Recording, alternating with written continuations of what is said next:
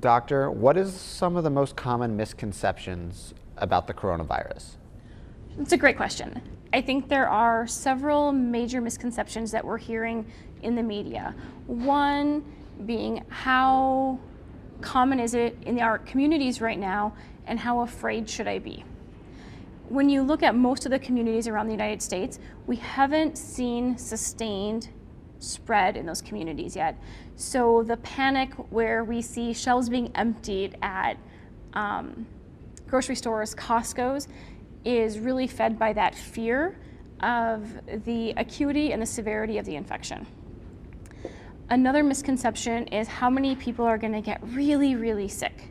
And we know the vast majority of patients have a very mild respiratory infection, much like most of us would think of as a cold.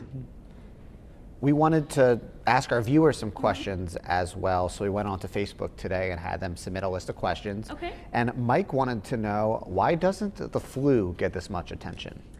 That's a great question, and really the flu should get this much attention.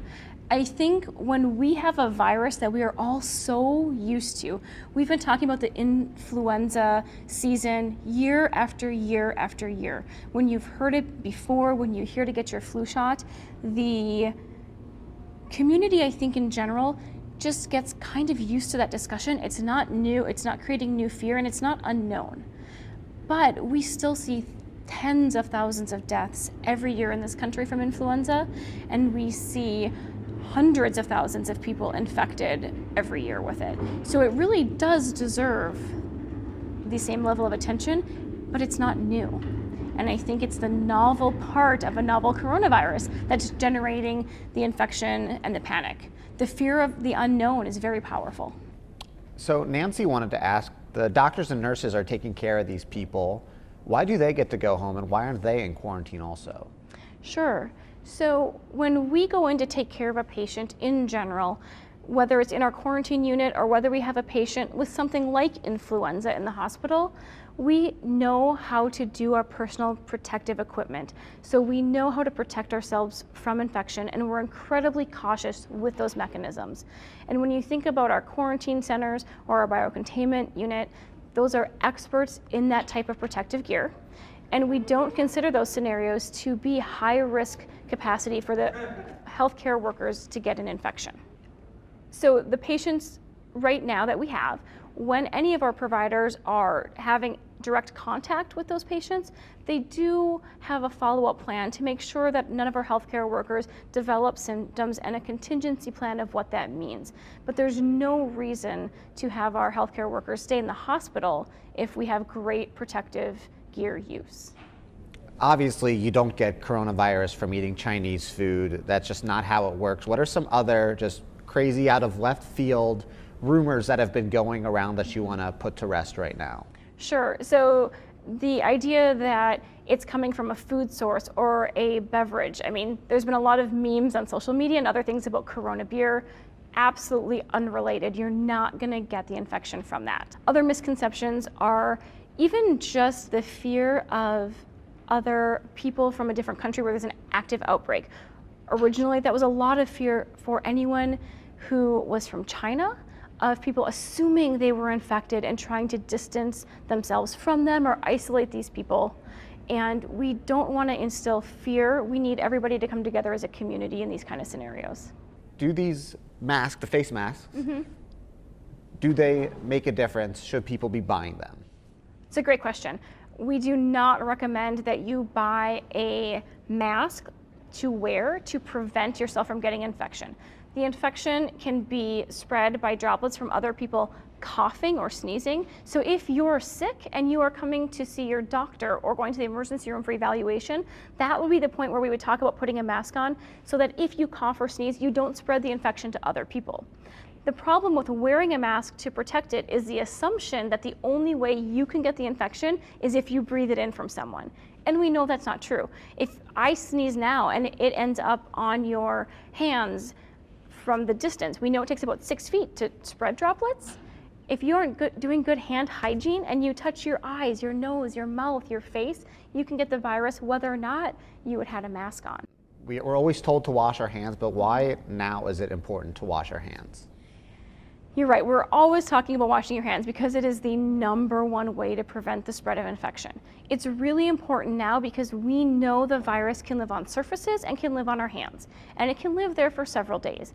Washing your hands prevents you from carrying the virus on your hands and again from spreading it to other surfaces, or if you are eating, touching your face, your mouth, your nose, the virus, if on your hands, once it gets into those areas, has the opportunity to cause infection. So it protects you from getting infection with frequent hand washing, and it protects you from helping to spread it if you're sick.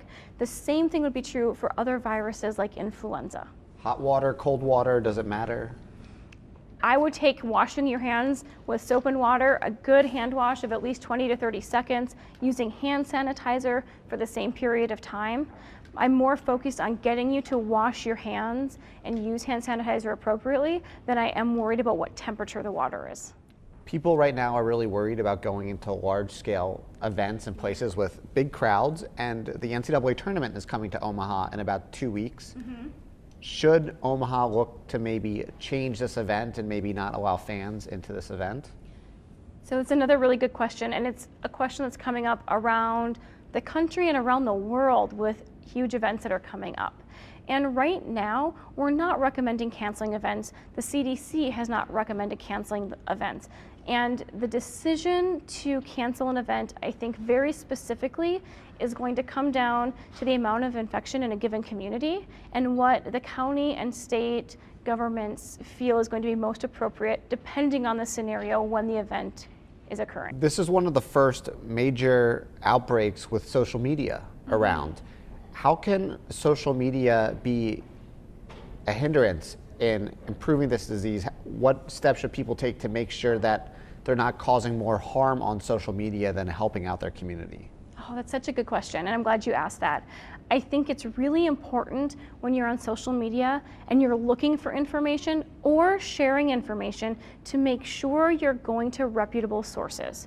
Looking to the WHO, the World Health Organization, the CDC, looking to Nebraska Medicine or UNMC, we have resource pages, or our NETAC page for education globally, but finding resources close to home or on that national or global scale is critical.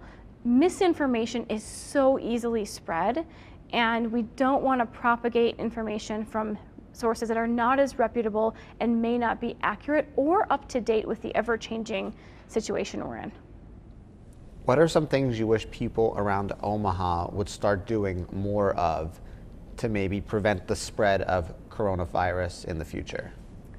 I want people to stay home if they're sick, which I've wanted people to do if they have influenza too.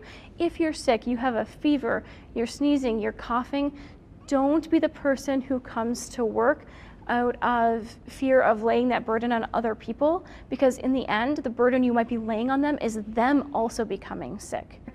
You know, I have little kids at home. I have hand sanitizer pumps right by my front door where they come in and out for school, when they come in and out to play, and they are just used to take a squirt of hand sanitizer and do a good job when you come home again, so that you have clean hands on entering the house.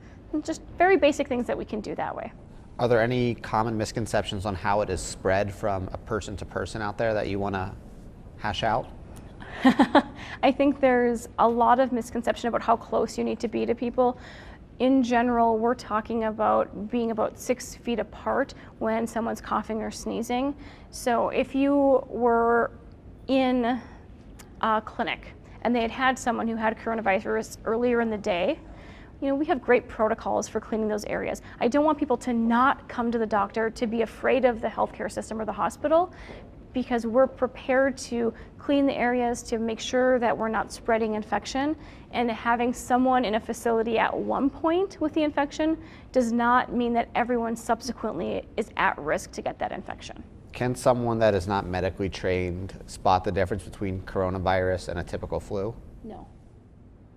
The symptoms are very, very similar, and with the variation of fever, lack of fever, cough, in general, it's not going to be easy to distinguish both, and in fact, we're frequently testing for both because we know we're still seeing a lot of influenza in our community and across the country, and that's one of the things that the whole country is struggling with. Is in the middle of a seasonal influenza outbreak still in many ways. We haven't seen the end of our season. How do you distinguish the two, and how do you decide who to test and when?